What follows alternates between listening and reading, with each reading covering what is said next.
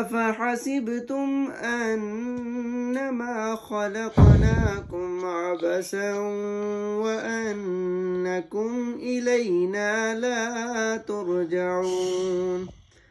فتعالى الله الملك الحق لا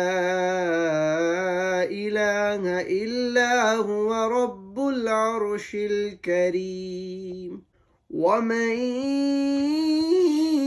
يدع مع الله إلها آخر لا برهان له به فإنما